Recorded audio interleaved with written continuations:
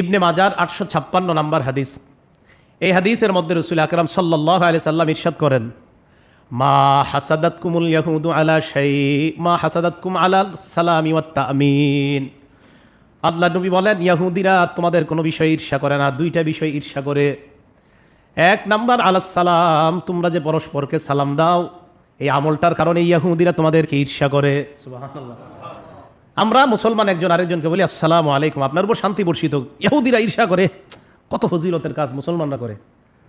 দুই নাম্বার তামিন, ইমাম সাহেব যখন ওয়ালাদ-দাল্লিন পরে মুক্তাদিরা যখন বলে আমিন, এটাও ইহুদিরা ঈর্ষা করে যে কত বড় ফজিলত। কারণ হাদিসে আসছে, মান ওয়াফাকা তামিনুহু তামিনাল মালাইকা গুফিরা লাহু মা তাকদ্দামা মিন যামবি।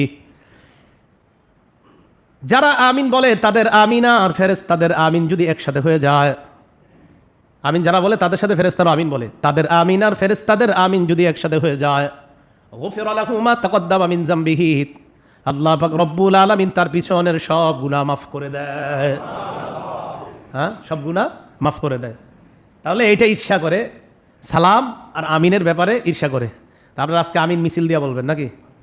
যেই মসজিদে আমিন আস্তের উপরে আমল হয় সেখানে আস্তেই বলবেন, এটা আস্তের উপরে আমিন, এটাও সুন্নাহ হাদিস আছে।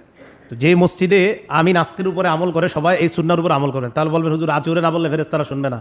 আপনি যে কত ভুলের মধ্যে আছেন, আপনি জোরে না বললে ফেরেশতারা শুনবে না। হ্যাঁ, তা আমরা যখন আস্তে আস্তে বলি ফেরেশতারা শোনে না? কি বলেন, ফেরেশতারা তো আমাদের এখানে থাকে। তো যাই হোক, যেখানে আমিন আস্তে সুন্নাহ এর উপর আমল হয় সেখানে আস্তে উপরে আমল করেন। এই জন্য যদি বলেন না আমি জোরে বলবো, হুজুর আমি জোরে বলবো আস্তে বলবো, আমি জোরে বলবো আস্তে বলবো, তখন আমি বলবো আপনি বললেনই না, আপনি কোনোটাই বলবেন না, তাও আপনার নামাজ হবে। পৃথিবীর কোনো মুফতি ফতুয়া দিবেন আপনি আমিন না বললে নামাজ হবে না, আমিন না বললেও নামাজ হয়ে যাবে। তো বলতে চাই, যেখানে জোরে বললে ঝগড়া হওয়ার সম্ভাবনা সেখানে আপনি জোরে বলবেন না। আপনি তো একজন মুসলমান, আপনি চান যে ঝগড়া না হোক। রাসূল আকরাম সাল্লাল্লাহু আলাইহি সাল্লাম বলেছেন, আনা জাইমুন বিবাইতিন লিমান তারাকাল মিরাআ ফি রাবজিল জান্নাহ। যে ব্যক্তি ঝগড়া পরিহার করে, আমি ওই ব্যক্তিকে জান্নাতের মাঝখানে একটা ঘরের জিম্মাদার হয়ে গেলাম।